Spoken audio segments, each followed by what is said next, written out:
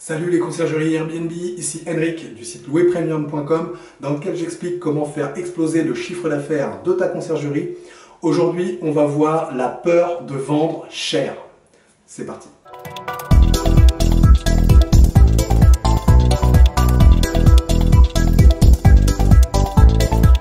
Alors juste avant de commencer, je t'invite à cliquer sur le bouton s'abonner qui se trouve juste en dessous et à activer les notifications afin d'être informé de toutes mes prochaines vidéos sur la conciergerie Airbnb.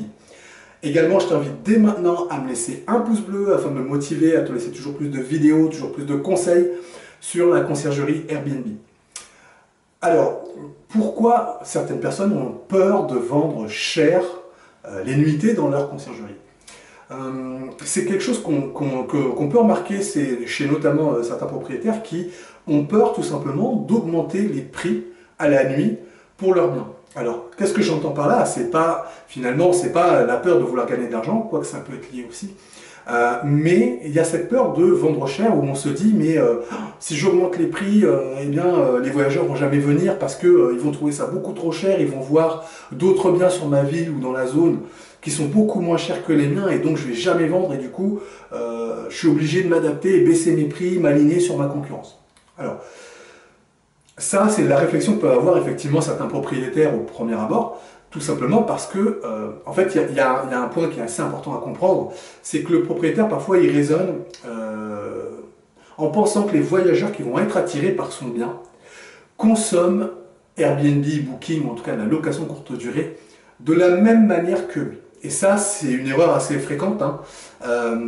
Les voyageurs qu'on va attirer dans nos biens, à partir du moment où le bien a été correctement configuré, correctement décoré, est-ce qu'il est bien complet, est-ce qu'il est attirant, est-ce qu'on a des belles photos, est-ce qu'on a une belle annonce, etc. Une fois qu'on a mis tout ça en place, on va attirer une clientèle qui n'est pas nécessairement le même profil que le propriétaire. Mais oui, parce que le propriétaire, comment il peut consommer Airbnb? Peut-être que lui, il a déjà l'habitude d'utiliser Airbnb ou Booking pour aller réserver des appartements quand il part en vacances, quand il part en déplacement quelconque, quand il veut partir en week-end. Et donc, effectivement, nos propriétaires, qu'est-ce qu'ils font? Ils vont tout simplement aller sur Booking ou sur Airbnb, et leur premier critère, c'est le prix, tout simplement. Et pourquoi? Mais c'est tout à fait normal. Parce que leur manière de consommer fait qu'ils vont chercher quelque chose le moins cher possible dans la zone qui leur correspond. Mais il faut bien comprendre que nous, on a configuré notre bien, on l'a mis en valeur d'une certaine manière, qui fait qu'on a maximisé la valeur perçue du bien. Pour le voyageur qui va voir cette photo, qui va voir le bien, il va se rendre compte que c'est un bien qui est vraiment extrêmement qualitatif, dans lequel il va bien se sentir, il sait qu'il aura tout ce qu'il faut pour passer un bon séjour, il sait qu'il va pouvoir bien dormir, il sait qu'il peut venir avec sa famille, il sait qu'il peut venir avec ses enfants, bref, c'est la configuration idéale. Et du coup, ce type de voyageurs, pour eux, la venue dans le bien n'est pas du tout la même chose que le propriétaire, qui a une autre façon de consommer Airbnb. Ce voyageur-là, lui, il cherche autre chose. Ce qu'il cherche, c'est être tranquille, avoir le bien qui corresponde à son séjour, même si c'est un séjour qui peut être court ou alors long, peu importe.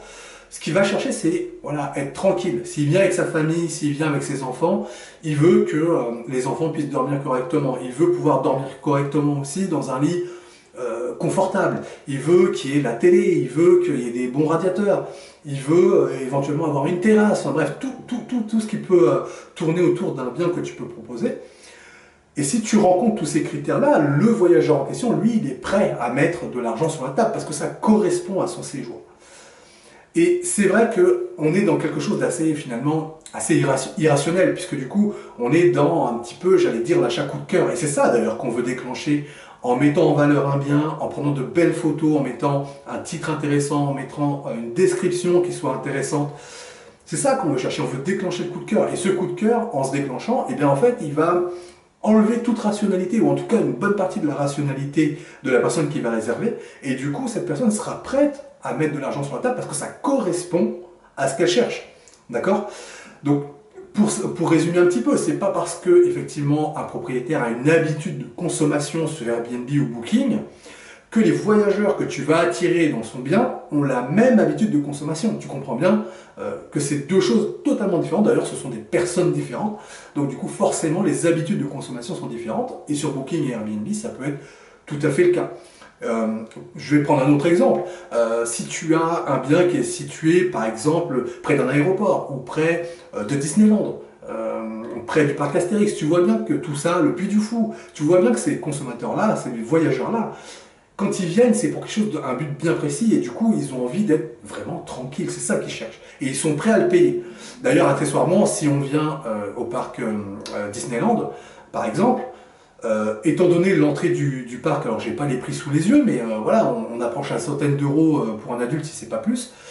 On voit bien que quand on est une famille de 4 personnes, il y a un vrai budget pour le parc, pour peu qu'on va rester 2 jours dans le parc, etc., qu'on a un billet pour plusieurs jours. Ça revient vraiment à un vrai budget. Et du coup, les personnes qui ont les moyens de se payer ce type de budget pour aller à Disneyland, bah, ils ont aussi envie de se loger correctement, ils n'ont pas envie de dormir dans un taudis, ils ont envie d'être tranquilles, d'autant qu'ils seront avec leurs conjoints, avec leurs enfants, avec leurs amis. Bref, du coup, ils ont vraiment envie de passer un séjour sympa, étant donné l'argent qu'ils vont mettre sur la table. Donc du coup, ce sont des voyageurs qui sont prêts à dépenser, qui sont prêts à le faire, à partir du moment où le bien correspond à leurs attentes, bien évidemment. Et donc dans ces cas-là, bah, tu peux vendre cher. Et je t'invite vraiment à vendre cher tes prestations, à augmenter le prix de la nuit, si tu es dans ces configurations-là. Je te remercie d'avoir regardé cette vidéo jusqu'au bout. Si toi aussi tu veux créer ta conciergerie, eh bien je t'offre mon pack qui te permet de créer un business plan qui cartonne. Pour ça, tu déroules là juste en dessous de la vidéo, il y a un lien, tu cliques, tu me laisses ton prénom, ta meilleure adresse mail et je te l'envoie automatiquement chez toi. Donc ce pack, qu'est-ce qu'il contient ? Il contient un document Word qui sera la formalisation de ton business plan. Donc c'est un document qui est pré-rempli, que tu n'as plus qu'à compléter avec tes éléments. Également, tu trouveras un fichier Excel qui sera la projection financière sur les 3 prochaines années pour ta conciergerie. Enfin, tu trouveras un guide PDF qui t'explique étape par étape, pas à pas, ce que tu vas devoir faire, quel type d'études tu vas devoir mener pour compléter ce business plan. Bon, le mieux c'est que je te laisse cliquer sur le lien là, qui se trouve juste en dessous et je te retrouve tout de suite de l'autre côté.